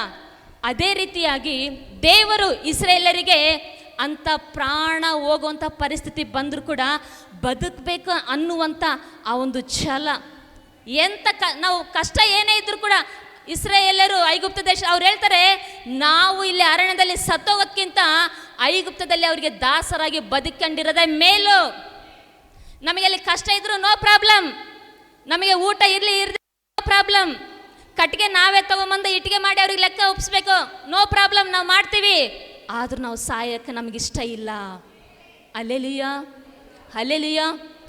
ಅವರು ಅಂಥ ಪ್ರಾಣ ಹೋಗೋಂಥ ಪರಿಸ್ಥಿತಿ ಬಂದರೂ ಸಹ ಅವರು ಸತ್ತೋಗ್ಬಾರ್ದಪ್ಪ, ನಾವು ಬದುಕಬೇಕಂತ ಅವರ ಹೃದಯದಲ್ಲಿ ಆ ಒಂದು ಆಸೆ, ಆ ಒಂದು ಆಲೋಚನೆ ಇದ್ದುದರಿಂದ ದೇವ್ರೇನು ಮಾಡಿದರು, ದೇವರು ಅವರ ಒಂದು ಪ್ರಾಣಾಪಾಯದಿಂದ ತಪ್ಪಿಸಲಿಕ್ಕೆ ಕೆಂಪು ಸಮುದ್ರವನ್ನು ಇಬ್ಬಾಗ ಮಾಡಿ ಆ ಒಂದು ಪ್ರಾಣಾಪಾಯದಿಂದ ದೇವರು ಹೊರಗಡೆ ತಂದು ಅವರನ್ನು ಬದುಕಿಸಿದ್ದಾರೆ. ಪ್ರಿಯ ದೇವ್ರ ಮಕ್ಕಳ, ಈ ದಿನ ನೀನು ಯಾವುದೋ ವಿಷಯದ ಕುರಿತಾಗಿ, ಅದು ಯಾವುದೇ ಆಗಿರ್ಬೋದು, ಅವಮಾನನ, ನಿಂದೆನ, ನಷ್ಟನ, ಹೆಂಡತಿಯಿಂದನ, ಗಂಡನಿಂದನೋ, ಕುಟುಂಬದಿಂದನ, ಬಂಧು ಬಾಂಧವರಿಂದನೋ, ಅಥವಾ ಯಾವುದೊಂದು ಕೆಲಸದ ಕುರಿತಾಗಿನ, ಅಥವಾ ಹಣದ ವಿಷಯದಲ್ಲಿನ, ಅಥವಾ ಮೋಸದ ವಿಷಯದಲ್ಲಿ, ಯಾವುದೊಂದು ವಿಷಯದಲ್ಲಿ ನೀನು ಸಹ ಸಾಯಬೇಕು ಅಂತ ಆಲೋಚನೆ ಮಾಡ್ತಾ ಇದೀಯಾ? ಈಗ ಸತ್ತೋಗ್ಬೇಕಂತೇಳಿ ಮಾತಾಡ್ತಾ ಇದೀಯಾ? ಅದ್ರ ಬದಲು ನೀನು ಸತ್ತೋಗದೆ ನೀನು ಬದುಕಬೇಕು ಅಂತ ನೀನು ಆಲೋಚನೆ ಮಾಡೋದಾದ್ರೆ, ಇಸ್ರಾಯೇಲರ ಹಾಗೆ ಎಂಥ ಪರಿಸ್ಥಿತಿ ಬಂದರೂ ಕೂಡ ನಾನು ಸಾಯೋದಿಲ್ಲ, ದೇವ್ರು ನನ್ನ ಜೊತೆ ಇದ್ದಾನೆ ಅಂತೇಳಿ ನಿನ್ನ ಹೃದಯದಲ್ಲಿ ಆ ರೀತಿಯಾಗಿ ಆಸೆ ಇರುವಾಗ, ದೇವರು ನಿನಗೆ ಅಡ್ಡವಾಗಿ ಇರುವಂಥ ಶೋಧನೆಯನ್ನ, ಆ ಕಷ್ಟವನ್ನ ದೇವರು ಇಬ್ಬಾಗ ಮಾಡಿ ನಿನ್ನನ್ನು ಹೊರಗಡೆ ತಂದು ಬದುಕಿಸುವವರಾಗಿದ್ದಾರೆ. ನೀನು ಸಾಯೋದು ಬಿಟ್ಟು, ಆಲೋಚನೆ ಬಿಟ್ಟು, ಸಣ್ಣ ಪುಟ್ಟ ವಿಷಯಗಳಲ್ಲಿ ಯಾರಿಗೆ ಬೇಕಪ್ಪ ಸಾಯ್ಬೇಕು, ನಾನು ಹೇಳಿದ್ನಲ್ವ, ಹುಟ್ಟು ಉಚಿತ ಸಾವು ಖಚಿತ, ಅದು ನೀನು ಮರಣ ಹುಡ್ಕೊಂಡು ಹೋಗ್ಬೇಡ, ಅದು ಬಂದೇ ಬರುತ್ತೆ. ಮನುಷ್ಯನ ಜೀವಿತ ತುಂಬ ಅಮೂಲ್ಯವಾದಂಥ ಜೀವಿತ. ನೀನು ಎಂಥ ಪರಿಸ್ಥಿತಿ ಬಂದರೂ ಕೂಡ, ಎಂಥ ಕಷ್ಟ ಇಕ್ಕಟ್ಟು ಬಂದರೂ ಸಹ ಇಸ್ರಾಯೇಲರ ಹಾಗೆ ನಿನ್ನ ಹೃದಯದಲ್ಲಿ ಬದುಕಬೇಕು, ಜೀವಿಸಬೇಕು ಅಂಥೇಳಿ ನಿನ್ನ ಹೃದಯದಲ್ಲಿ, ನಿನ್ನ ಮಾತಿನಲ್ಲಿ ಒಂದು ಆಸೆ, ಅದು ಆಲೋಚನೆ ಇರುವಾಗ, ಯಾವ ದೇವರಾದರೂ ಇಸ್ರಾಯೇಲರಿಗೆ ಈಗ ಕೆಂಪು ಸಮುದ್ರ ಇಬ್ಬಾಗ ಮಾಡಿ ಬದುಕಿಸಿದ ದೇವರು ನಿನ್ನನ್ನು ಸಹ, ನಿನ್ನ ಕಷ್ಟವನ್ನು ಇಬ್ಬಾಗ ಮಾಡಿ ಕಷ್ಟದಿಂದ ಹೊರಗಡೆ ತಂದು ನಿನ್ನನ್ನು ಬದುಕಿಸುತ್ತಾರೆ. ನಷ್ಟದಲ್ಲಿದೆಯಾ, ದೇವರ ನಷ್ಟವನ್ನು ಇಬ್ಬಾಗ ಮಾಡಿ ನಷ್ಟದಿಂದ ಹೊರಗಡೆ ತಂದು ದೇವರು ನಿನ್ನನ್ನು ಬದುಕಿಸುತ್ತಾರೆ. ಅನಾರೋಗ್ಯದಲ್ಲಿದೆಯಾ, ಅನಾರೋಗ್ಯದಲ್ಲಿರುವಾಗ ದೇವರು ಅದನ್ನ ಸ್ವಸ್ಥತ ಶಕ್ತಿಯನ್ನು ನಿನ್ನ ಮೇಲೆ ಕಳಿಸಿ ದೇವರು ನಿನ್ನನ್ನು ಗುಣಪಡಿಸಿ ದೇವರು ನಿನ್ನನ್ನು ಬದುಕಿಸುತ್ತಾರೆ. ನೀನು ದುಡಿಮೆ ವ್ಯಾಪಾರದಲ್ಲಿ ನಷ್ಟ ಹೊಂದುತ್ತಾ ಇದೆಯಾ, ಅಥವಾ ಕೋರ್ಟ್ ವಿಷಯದಲ್ಲಿ, ಕೇಸ್ ವಿಷಯದಲ್ಲಿ ನೀನು ಮೋಸ ಹೋಗಿದೆಯಾ, ದೇವರು ಅದನ್ನು ಇಬ್ಬಾಗ ಮಾಡಿ ದೇವರು ಅದರಿಂದ ಹೊರಗಡೆ ತಂದು ದೇವರು ನಿನ್ನನ್ನು ಬದುಕಿಸುತ್ತಾರೆ. ಇನ್ನು ಸಾಲದ ಸಮಸ್ಯೆಯಲ್ಲಿದೆಯಾ, ಹಣದ ಸಮಸ್ಯೆಯಲ್ಲಿ, ಆರ್ಥಿಕ ಸಮಸ್ಯೆಯಲ್ಲಿ ಜೀವಿಸ್ತಾ ಇದೆಯಾ, ನೀನು ನಿನ್ನ ಹೃದಯದಲ್ಲಿ ಎಂಥ ಪರಿಸ್ಥಿತಿ ಇದ್ರೂ ಸಹ ಸತ್ತೋಗ್ಬೇಕಂತೇಳಿ ಆಲೋಚನೆ ಮಾಡಿದ್ರೆ, ಬದುಕಬೇಕಂತ ಆಲೋಚನೆ ಮಾಡಿದ್ರೆ, ದೇವರು ಆ ಸಾಲದ ಸಮಸ್ಯೆನ ಇಬ್ಬಾಗ ಮಾಡಿ ಅದರಿಂದ ಹೊರಗಡೆ ತಂದು ದೇವರು ನಿನ್ನನ್ನು ಬದುಕಿಸುತ್ತಾರೆ. ಇನ್ನು ಅವಮಾನದಲ್ಲಿ, ಶೋಧನೆಯಲ್ಲಿ, ದುಃಖದಲ್ಲಿ, ಬಂಧನದಲ್ಲಿ, ಬಾಧೆಯಲ್ಲಿ ನೀನು ಜೀವಿಸ್ತಾ ಇದೆಯಾ, ಭಯದಲ್ಲಿ ಜೀವಿಸ್ತಾ ಇದೆಯಾ, ನಿರಾಶೆಯಲ್ಲಿ ಜೀವಿಸ್ತಾ ಇದೆಯಾ, ಜಿಗುಪ್ಸೆಯಲ್ಲಿ ಜೀವಿಸ್ತಾ ಇದೆಯಾ, ಅಂಥ ಸಮಯದಲ್ಲೂ ಕೂಡ ದೇವರೇ ನಾನು ಸಾಯ್ಬಾರ್ದಪ್ಪ, ನಾನು ಬದುಕಬೇಕಂತ ನಿನ್ನ ಹೃದಯದಲ್ಲಿ ಒಂದು ಆಲೋಚನೆ ಇರೋದಾದರೆ, ದೇವರು ಆ ಎಲ್ಲ ಬಂಧನಗಳನ್ನು, ಬಾಧೆಗಳನ್ನು, ಚಿಂತೆಯನ್ನು, ದುಃಖವನ್ನು ದೇವರು ಇಬ್ಬಾಗ ಮಾಡಿ ಅದರಿಂದ ಹೊರಗಡೆ ತಂದು ದೇವರು ನಿನ್ನನ್ನು ಬದುಕಿಸುತ್ತಾರೆ. ಪ್ರಿಯ ದೇವರ ಮಕ್ಕಳೇ, ಹಾಗಾಗಿ ಇಸ್ರಾಯೇಲರ ಹೃದಯದಲ್ಲಿ ಒಂದು ಆಲೋಚನೆ, ಏನು ಆಲೋಚನೆ, ಎಂಥ ಪರಿಸ್ಥಿತಿ ಬಂದರೂ ಸಹ ನಾವು ಸಾಯ್ಬಾರ್ದು, ಬದುಕಬೇಕಂತ ಆಸೆ ಇದ್ದದಕ್ಕೆ ದೇವ್ರು ಏನು ಮಾಡಿದ್ರು, ಕೆಂಪು ಸಮುದ್ರ ಇಬ್ಬಾಗ ಮಾಡಿ ಅವ್ರಿಗೇನು ಅಡ್ಡಿಯಾಗಿತ್ತ ಅದರಿಂದ ಹೊರಗಡೆ ತಂದು ದೇವರವ್ರನ್ನ ಬದುಕಿಸಿದ್ರು. ಅಲ್ಲೆಲಿಯ, ನಿಜವಾಗ್ಲೂ ಈ ದಿನ ನಮ್ಮೆಲ್ಲರ ಹೃದಯದಲ್ಲಿ, ನಮ್ಮೆಲ್ಲರ ತಲೆಯಲ್ಲಿ ಒಂದು ಆಲೋಚನೆ ಇರಬೇಕು. ಜೀವನದಲ್ಲಿ ಎಂಥ ಪರಿಸ್ಥಿತಿ ಬಂದರೂ ಸಾಯ್ಬೇಕಂತ ಮಾತ್ರ ಆಲೋಚನೆ ಮಾಡಬಾರ್ದು. ನಿನ್ನ ಮನಸ್ಸಲ್ಲಿ ಏನು ಆಲೋಚನೆ ಮಾಡ್ತೀಯೋ ಬಾಯಲ್ಲಿ ಅದೇ ಬರುತ್ತೆ. ಇಸ್ರಾಯೇಲರ ತಲೆಯಲ್ಲಿ ಒಂದು ಆಲೋಚನೆ ಇತ್ತು, ಅವ್ರ ಮನಸ್ಸಲ್ಲಿ ಒಂದು ಆಲೋಚನೆ ಇತ್ತು, ಏನು, ಬದುಕಬೇಕಂತ. ಅದನ್ನೇ ಮಾತಾಡಿದ್ರು, ನಾವು ನಿಮಗೆ ಸಾಯಕ್ಕಿಷ್ಟಲ್ಲ, ನಾವು ಬದುಕಬೇಕು ಅಂತ.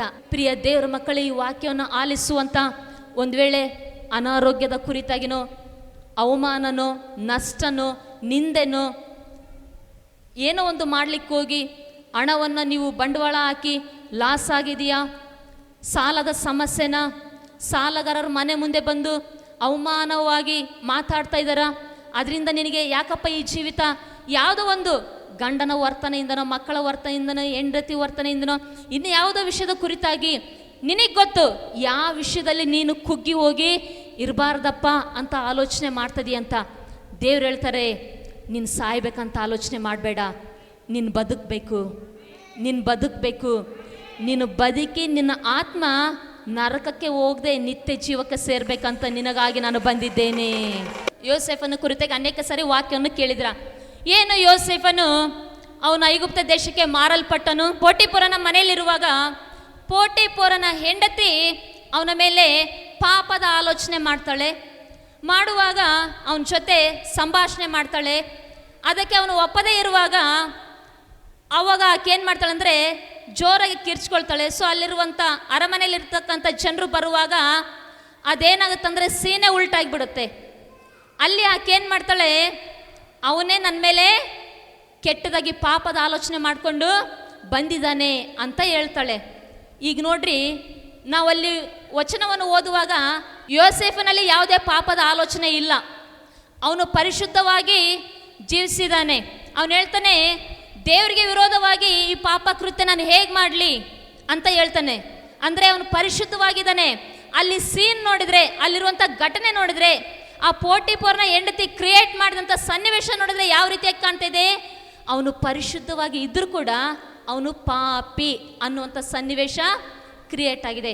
ಅವನು ಪರಿಶುದ್ಧವಾಗಿ ಇದ್ದರೂ ಕೂಡ ಅವನು ಪಾಪಿ ಅನ್ನುವಂಥ ಆರೋಪ, ನಿಂದೆ ಯೋಸೇಫನ ಮೇಲೆ ಬಂದಿದೆ. ಅಲ್ಲೆಲೂಯಾ, ಹೌದಲ್ವಾ? ಈಗ ತಪ್ಪು ಮಾಡದೇ ಇರುವಾಗ ತಪ್ಪು ಮಾಡಿದ್ದಾರೆ ಅಂತ ಹೇಳುವಾಗ ಮನಸ್ಸೆಷ್ಟು ನೋವಾಗುತ್ತೆ. ಅಲ್ಲೆಲೂಯಾ. ಕಳ್ತನ ಮಾಡದೇ ಇರುವಾಗ ಕಳ್ತನ ಮಾಡಿದ್ದಾರೆ ಅಂತೇಳಿ ಪ್ರೂಫ್ ಸಮೇತ ಇರುವಾಗ, ಅಲ್ಲೆಲೂಯಾ. ಇನ್ನು ಅದೇ ರೀತಿಯಾಗಿ ಇಲ್ಲಿ ನಾವು ನೋಡುವಾಗ ಯೋಸೇಫನ ಅವನು ಪರಿಶುದ್ಧವಾಗಿದ್ದರೂ ಕೂಡ ಅವನು ಪಾಪಿ ಅನ್ನುವಂಥ ಆರೋಪ ಅವನ ಮೇಲೆ ಬಂತು. ಅವನಿಗೇನಾಯಿತು? ಅವಮಾನ ಆಯಿತು. ಅಯ್ಯೋ ದೇವ್ರೆ, ನಾನು ಇಷ್ಟು ಪರಿಶುದ್ಧವಾಗಿ ಜೀವಿಸಿದ್ರು ಕೂಡ ನಾನು ಪಾಪಿ ಅನ್ನುವಂಥ ಪಟ್ಟ ನನಗೆ ಬಂತಲ್ಲಪ್ಪ, ಯಾಕೆ ಬೇಕು? ಇನ್ನು ನಾನು ಜೀವದಿಂದ ಇರಬಾರ್ದು, ಯಾರಿಗೆ ಮುಖ ತೋರಿಸ್ಬಾರ್ದು, ನಾನು ಸತ್ತೋಗ್ಬೇಕು ಅಂತ ಯೋಸೇಫನು ಯೋಚನೆ ಮಾಡಲಿಲ್ಲ. ಅಂಥ ಅವಮಾನದ ಪರಿಸ್ಥಿತಿ ಬಂದರೂ ಕೂಡ ಯೋಸೇಫನ್ ಅನ್ಕೊಂಡ, ನಾನು ಸಾಯುವುದಿಲ್ಲ, ನಾನು ಜೀವದಿಂದ ಇದ್ದು ದೇವರ ಕ್ರಿಯೆಗಳನ್ನು ಸಾರುತ್ತೇನೆ. ಅವನು ಮಾಡದೇ ಇರುವಂಥ ತಪ್ಪಿಗೆ ಅವನಿಗೆ ಅಪರಾಧ ಬಂದಿದೆ, ಆರೋಪ ಬಂದಿದೆ. ಆದರೂ ಕೂಡ ಯೋಸೇಫನ್ನು ಸಾಯ್ಬೇಕಂತ ಯೋಚನೆ ಮಾಡಲಿಲ್ಲ, ಬದುಕ್ಬೇಕಂತೇಳಿ ಯೋಚನೆ ಮಾಡ್ದ. ಅರಮನೆ ಆದರೂ ಓಕೆ, ಸೆರೆಮನೆ ಆದರೂ ಓಕೆ, ನಾನು ಮಾತ್ರ ಸೂಸೈಡ್ ಮಾಡ್ಕೊಳ್ಳಲ್ಲ, ಆತ್ಮಹತ್ಯೆ ಮಾಡ್ಕೊಳ್ಳಲ್ಲ. ಒಂದು ವೇಳೆ ನಿಮ್ಮ ಮೇಲೆ ಸಹ ಯಾವುದೋ ಒಂದು ರೀತಿಯಿಂದ ಆರೋಪ ಬಂದಿರ್ಬೋದು, ಆದರೂ ಕೂಡ ನೀವು ಆಲೋಚನೆ ಮಾಡಬೇಡ್ರಿ ಸಾಯ್ಬೇಕಂತ, ಬದುಕಬೇಕಂತ ಆಲೋಚನೆ ಮಾಡಿರಿ. ನಾವು ಪ್ರೇಯರ್ ಮಾಡಿದರೆ ದೇವ್ರು ನಮ್ಮ ಪಕ್ಷ ಇದ್ದು ಕಾರ್ಯ ಮಾಡ್ತಾರೆ. ಒಂದು ದಿನ ಬಂತು, ಒಂದಿನ ಬರುವಾಗ ಗೊತ್ತಾಯ್ತು ಯೋಸೇಫನು ಅವನು ಪಾಪಿಯಲ್ಲ, ಅವನು ಪರಿಶುದ್ಧನೇ. ಅವನ ಸೆರೆಮನೆಯಲ್ಲಿ ಹಾಕುವಾಗ ದೇವ್ರು ಏನು ಮಾಡಿದ್ರು? ದೇವರು ಅವನು ನಾನು ಸತ್ತೋಗ್ಬಾರ್ದು, ಬದುಕಬೇಕಂತ ಆಲೋಚನೆ ಮಾಡಿದ್ರಿಂದ ದೇವರು ಅವನ ಸಮಸ್ಯೆಯನ್ನು ಇಬ್ಬಾಗ ಮಾಡಿ ಅದರಿಂದ ಹೊರಗಡೆ ತಂದು ದೇವರು ಅವನನ್ನು ಬದುಕಿಸಿ ಉನ್ನತ ಸ್ಥಾನಕ್ಕೆ ನಡೆಸಿದ್ದಾರೆ. ಇನ್ನೊಂದು ವಿಷಯ ಹೇಳ್ತೀನಿ, ಕೇಳಿಸ್ಕೊಳ್ರಿ. ಬೈಬಲಲ್ಲಿ ಹಳ ಒಡಂಬಡಿಕೆಯಲ್ಲಿ ನಾವು ನೋಡೋದಾದರೆ, ನೀವೆಲ್ಲರೂ ಅನೇಕ ಸಾರಿ ವಾಕ್ಯ ಕೇಳಿದ್ರಿ. ಪ್ರವಾದಿಯ ಮಂಡಳಿಯಲ್ಲಿ ಇರುವಂಥ ಒಬ್ಬ ವ್ಯಕ್ತಿಯ ಹೆಂಡತಿ, ಆಕೆ ದೇವರ ಸೇವಕರ ಬಳಿಗೆ ಬರ್ತಾಳೆ. ದೇವರ ಸೇವಕರ ಬಳಿಗೆ ಬರುವಾಗ ಎಲೀಷನ ಬಳಿಗೆ ಬಂದು ಹೇಳ್ತಾಳೆ, ಸ್ವಾಮಿ, ಈಗ ಸಾಲಗಾರರು ಮನೆ ಹತ್ರ ಬಂದು ಅವರು ತೊಂದರೆ ಕೊಡ್ತಾ ಇದ್ದಾರೆ, ಸಾಲ ಆದರೂ ಕೊಡ ಅಂತ ಹೇಳ್ತಿದ್ದಾರೆ. ಇಲ್ಲ, ನಿನ್ನ ಮಕ್ಕಳನ್ನ ದಾಸತ್ವಕ್ಕೆ ನಾವು ತೆಗೆದುಕೊಂಡು ಹೋಗ್ತೀವಿ ಅಂತ ಹೇಳ್ತಾ ಇದ್ದಾರೆ. ಈಗ ನಾನೇನು ಮಾಡಲಿ? ಆಕೆ ಪರಿಸ್ಥಿತಿ ನೋಡ್ರಿ, ಹಣದ ಪರಿಸ್ಥಿತಿ, ಆರ್ಥಿಕ ಹಣದ ವಿಷಯದಲ್ಲಿ ತುಂಬ ಕಷ್ಟದ ಪರಿಸ್ಥಿತಿ ಇದೆ. ಗಂಡ ಇಲ್ಲ, ಇಬ್ಬರು ಮಕ್ಕಳು ಬೇರೆ, ಹೇಗೆ ಜೀವನ ಮಾಡಬೇಕು? ಏನೋ ಮಕ್ಕಳು ಮುಖ ಆದರೂ ನೋಡಿಕೊಂಡು ಜೀವನ ಮಾಡೋಣ ಅಂತೇಳಿ ಅಂದರೆ ಆ ಇಬ್ಬರು ಮಕ್ಕಳನ್ನು ಸಹ ಅವ್ರು ಕರ್ಕೊಂಡು ಹೋಗ್ತೀವಿ ಅಂತ ಹೇಳ್ತಾ ಇದ್ದಾರೆ. ಈಗ ಆಕೆಗೆ ಕೈಯಲ್ಲಿ ಹಣ ಇಲ್ಲ, ಮಕ್ಕಳನ್ನು ಉಳಿಸ್ಕೊಳ್ಳಿಕ್ಕೆ ಆಗ್ತಾ ಇಲ್ಲ, ಏನು ಮಾಡಬೇಕು ಅಂತ ಒಂದು ಸಾಲದ ಸಮಸ್ಯೆಯಲ್ಲಿ ಇರುವಾಗಲೂ ಸಹ ಆಕೆ ಯೋಚನೆ ಮಾಡ್ಬೋದಾಗಿತ್ತು. ಏನಂತ? ಅಯ್ಯೋ, ಈ ಅವಮಾನ ಎಲ್ಲ ಯಾಕಪ್ಪ, ಸಾಲ ತೀರಿಸ್ಲಿಕ್ಕಾಗಲ್ಲ, ಈ ಮಕ್ಕಳನ್ನ ಕರ್ಕೊಂಡು ಹೋಗ್ತೀವಿ ಅಂತಾರೆ, ಏನು ಮಾಡೋದು? ನಾನು ವಿಷ ಕುಡಿದು ನನ್ನ ಮಕ್ಕಳಿಗೆ ವಿಷ ಕುಡಿಸಿ ಸತ್ತೋಗೋಣ ಅಂತ ಆಲೋಚನೆ ಮಾಡ್ಬೋದಾಗಿತ್ತು. ಆದರೂ ಆ ಮಗಳು ಆ ರೀತಿಯಾಗಿ ಆಲೋಚನೆ ಮಾಡಲಿಲ್ಲ. ಸಾಲದ ಪರಿಸ್ಥಿತಿ ಇದ್ದರು, ಹಣದ ಕಷ್ಟ ಇದ್ದರು, ಮಕ್ಕಳ ಮಕ್ಕಳನ್ನ ದಾಸತ್ವಕ್ಕೆ ಎಳ್ಕೊಂಡು ಹೋಗ್ತೀವಿ ಅಂದ್ರೂ ಸಹ ಅಂಥ ಕಷ್ಟದ ಪರಿಸ್ಥಿತಿ ಇದ್ದರು, ಕಣ್ಣೀರಿನ ಪರಿಸ್ಥಿತಿ ಇದ್ದರು. ಆಕೆ ಏನು ಮಾಡಿದ್ಲು ಗೊತ್ತಾ? ಬದುಕಬೇಕಂತ ಆಲೋಚನೆ ಮಾಡಿದ್ಲು. ದೇವ್ರ ಹತ್ರ ಬಂದ್ಲು, ದೇವ್ರ ಸೇವಕರ ಹತ್ರ ಬಂದ್ಲು. ಆ ರೀತಿಯಾಗಿ ಆಕೆ ಹೃದಯದಲ್ಲಿ ಅಂಥ ಇಕ್ಕಟ್ಟಿನ ಪರಿಸ್ಥಿತಿ ಇದ್ದರೂ ಸಹ, ಈಗ ಅಂಥ ಒಂದು ಕಷ್ಟದ ಪರಿಸ್ಥಿತಿ ಇದ್ದರೂ ಸಹ, ಅವಮಾನದ ಪರಿಸ್ಥಿತಿ ಇದ್ದರೂ ಸಹ ಸಾಯಬಾರ್ದು, ಬದುಕಬೇಕಂತ ಆಲೋಚನೆ ಮಾಡಿದಕ್ಕೆ ದೇವರು ಆಕೆಯ ಸಮಸ್ಯೆಯನ್ನು ಇಬ್ಬಾಗ ಮಾಡಿ ಆ ಸಾಲದಿಂದ ಹೊರಗಡೆ ತಂದು ಆಕೆಯ ಮಕ್ಕಳನ್ನು ದೇವರು ಬದುಕಿಸಿದ್ದಾರೆ. ರಕ್ತ ಕುಸುಮ ರೋಗಿ, ನಿಮ್ಗೆಲ್ಲರಿಗೂ ಗೊತ್ತಿದೆ, 12 ವರ್ಷಗಳ ಕಾಲ ಅನಾರೋಗ್ಯದಲ್ಲಿ ಬಳಲಿದ್ದಾಳೆ. ನಾವು ನೋಡ್ತೇವೆ, ಎಲ್ಲ ಕಡೆ ಹೋದ್ರು, ಹಾಸ್ಪಿಟ್ಲಿಗೆ ತೋರಿಸಿದ್ರು, ನಾವು ವಾಕ್ಯದಾಗ ನೋಡ್ತೇವೆ ಕೈಯಲ್ಲಿ ಇದ್ದದ್ದು ಖಾಲಿ ಆಯ್ತು ಹೊರತು ಆಕೆಯ ಒಂದು ಆರೋಗ್ಯದಲ್ಲಿ ಏನು ಸ್ವಸ್ಥತೆ ಹೊಂದಲಿಲ್ಲ ಅಂತ. ಆದರೆ ಅಷ್ಟು ಅನಾರೋಗ್ಯ ಇದ್ದರೂ ಸಹ ವಾಸಿ ಆಗಿಲ್ಲ ಅಂದ್ರೂ ಕೂಡ ಆಕೆ ಹೃದಯದಲ್ಲಿ ಒಂದು ಆಲೋಚನೆ ಇತ್ತು, ಸತ್ತೋಗ್ಬೇಕಂತ ಯೋಚನೆ ಮಾಡಲಿಲ್ಲ. ಎಷ್ಟು ಅನಾರೋಗ್ಯ ಇದ್ದರೂ ಕೂಡ ಈ ಡಾಕ್ಟ್ರ್ ಹತ್ರ ಹೋಗಿ ಬಂದರೂ ವಾಸಿ ಆಗಿಲ್ವಾ, ಆ ಡಾಕ್ಟ್ರ್ ಹತ್ರ ಹೋಗಿ ಬಂದರೂ ವಾಸಿ ಆಗಿಲ್ವಾ, ಯಾವತ್ತು ಒಂದಿನ ವಾಸಿ ಆಗುತ್ತೆ, ನಾನು ಮಾತ್ರ ಬದುಕಬೇಕು ಅಂಥೇಳಿ ಆ ಆಲೋಚನೆ ಇದ್ದುದರಿಂದ ದೇವರು ಆಕೆಯ ಅನಾರೋಗ್ಯವನ್ನು ಇಬ್ಬಾಗ ಮಾಡಿ, ಆಕೆಯ ಒಂದು ಅನಾರೋಗ್ಯವನ್ನು ದೇವರು ಬಿಡುಗಡೆ ಮಾಡಿ, ಆಕೆಯ ಮೇಲೆ ದೇವರು ತನ್ನ ಸ್ವಸ್ಥತ ಶಕ್ತಿಯನ್ನು ಕಳಿಸಿ ರಕ್ತ ಕುಸುಮ ರೋಗಿಯನ್ನು ಗುಣಪಡಿಸಿ ವಾಸಿ ಮಾಡಿ ಅನಾರೋಗ್ಯದಿಂದ ಹೊರಗಡೆ ತಂದು ದೇವರ ಆಕೆಯನ್ನು ಬದುಕಿಸಿದ್ದಾರೆ. ಹಾಗಾಗಿ ಪ್ರಿಯ ದೇವರ ಮಕ್ಕಳೇ, ಈ ದಿನ ದೇವರು ನಿಮಗೆ ಹೇಳುವಂಥ ಮಾತು, ಇಸ್ರಾಯೇಲರು ಸಾಯುವಂಥ ಪರಿಸ್ಥಿತಿ ಬಂದರೂ ಕೂಡ ಸತ್ತೋಗ್ಬೇಕಂತ ಆಲೋಚನೆ ಮಾಡಲಿಲ್ಲ, ಬದುಕಬೇಕಂತ ಆಲೋಚನೆ ಮಾಡಿದರು. ಹಾಗಾಗಿ ಈ ದಿನ ನಿಮಗೂ ಸಹ ಅನೇಕ ಇಕ್ಕಟ್ಟುಗಳು, ದುಃಖ, ಬಾಧೆ, ಕಣ್ಣೀರು, ಹೇಳಿಕೊಳ್ಳುವಂಥ ಕಷ್ಟಗಳು, ಹೇಳಿಕೊಳ್ಳಲಾರದಂಥ ಕಷ್ಟಗಳು, ನಷ್ಟಗಳು, ಚಿಂತೆಗಳು, ಈಗ ಕುಟುಂಬದಿಂದ ಹಿಂಸೆ ಅಥವಾ ಬಂಧು ಬಾಂಧವರಿಂದ ಅಥವಾ ಶತ್ರುಗಳಿಂದ ನಿಮಗೆ ಪ್ರಾಣ ಬೆದರಿಕೆ ಇರ್ಬೋದು. ಏನೇ ಇದ್ದರೂ ಸಹ ನಿಮ್ಮ ಹೃದಯದಲ್ಲಿ ಒಂದು ಆಲೋಚನೆ ಇರಲಿ, ನಾವು ಸಾಯಬಾರ್ದು, ಏನೇ ಪರಿಸ್ಥಿತಿ ಇದ್ದರೂ ಸಹ ನಾವು ಬದುಕಬೇಕು. ಅಲ್ಲೆಲಿಯಾ ಅಲ್ಲೆಲಿಯಾ. ಇವತ್ತಿನ ಪ್ರಸಂಗಾಂಶ ಏನು? ಜೀವನದಲ್ಲಿ ಎಂಥ ಪರಿಸ್ಥಿತಿ ಬಂದರೂ ಆ ರೀತಿ ಮಾತ್ರ ಆಲೋಚನೆ. ಯಾವ